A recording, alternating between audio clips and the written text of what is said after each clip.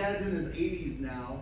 He's at an age where he has to fall asleep every night listening to white noise. I'm saying, like, well, I mean, that's what my mom calls it. My dad calls it Fox News. That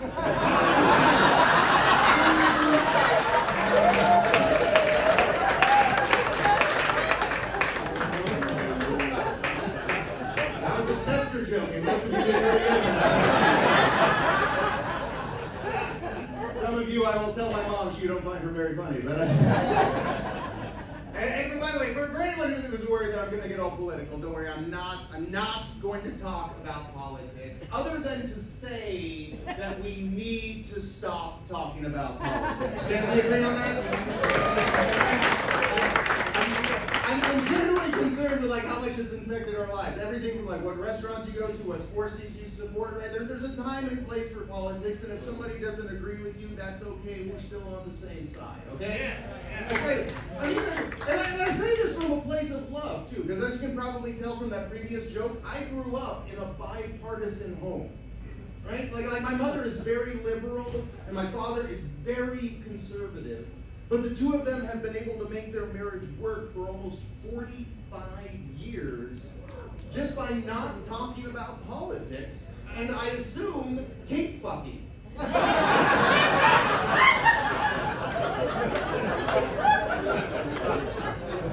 I can think about it, but I assume, you know. It doesn't mean that my parents aren't involved in politics and don't have political thoughts, right? My parents are very political. They actually vote in every single election just to make sure the other one's vote gets canceled out. It's vindictive as hell, but when you think about it, very democratic. You know? I actually think it's helping my dad keep going in his 80s. He's like, I can't die, or your mom's vote will count. You know?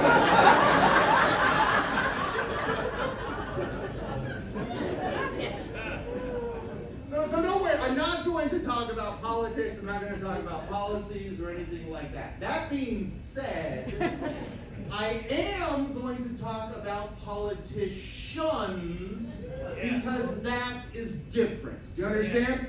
Politics are things about policies and core beliefs and people's identity. Politicians are deeply flawed individuals who can and should be made fun of. In fact, I would argue as an American, it's important to know the flaws of your politicians like your president, because that is essentially how we pick our next president. That's what we do as a country. We look at the last president and we say, what's the one thing we hated about that person the most?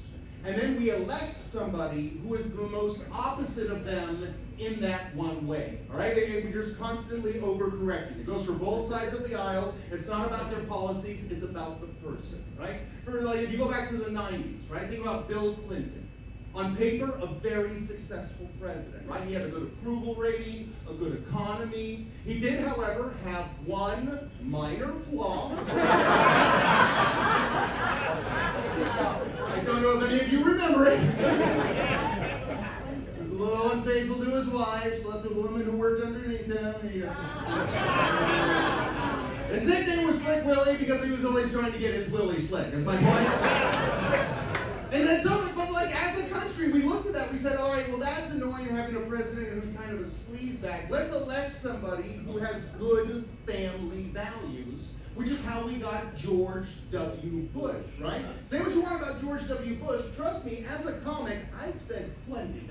But you have to admit, by all accounts, he was a good husband, a good father, a good grandfather, kind of a shitty painter.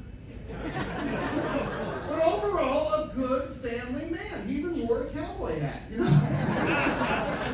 The thing is, though, he just had the minor flaw of being a bit of an idiot. Right? Not like a complete idiot, right? He was a C student, which, to be fair, some people actually liked about him. They were like, well, he's the kind of guy you could have a beer with, right? And that's because he always seemed like he had a 2-beer buzz going on at all times.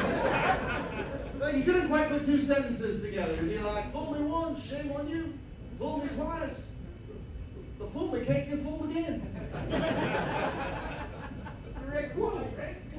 And so again, as a country, we said, well, that's kind of annoying having a president who fumbles over his words. Let's elect somebody who sounds intelligent, which is how we got Barack Obama, right? Probably one of the best public speakers of the 21st century, Harvard educated. Not only was the man smart, he was almost too smart. And what I mean by that is every time he would give an answer, you could tell he was dumbing it down for the rest of us. You know what I mean? You'd ask him a question, you'd be like, look, let me be perfectly clear for you dumb fucks.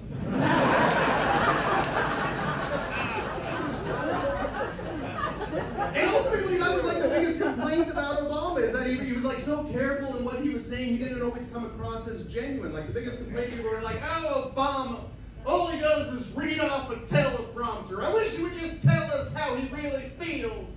And then we got Donald Trump, and it was like, dear God, please just read off the teleprompter.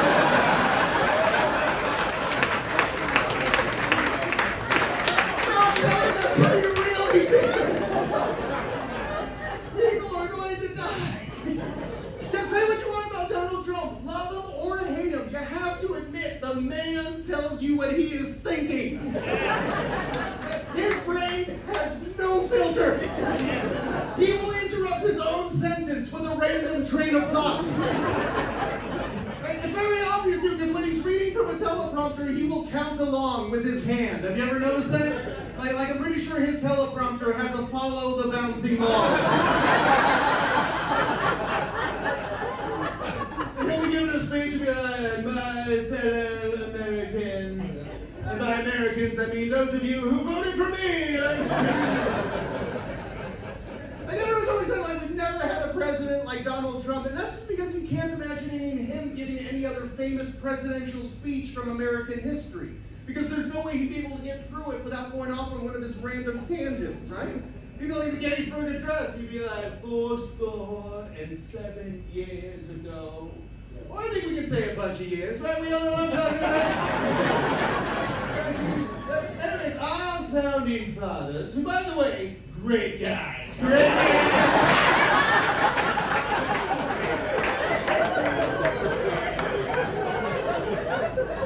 And everyone knows this, they own Venmo slaves. But that was the thing about Donald Trump. He was like so unpredictable. His entire presidency was chaos. You never knew what he was going to say, who he was going to side with. He had all these resignations, these scandals, these insurrections. And so after 4 years of that, our country was like, that is it! Who is the most boring person we've elected? So how we ended up with Joseph Boredom Biden. Octogenarian who loves to talk about trains. Honestly, like, he's so boring, he will actually put himself to sleep when he's speaking. Have you ever noticed that? And you're like, come on, guys.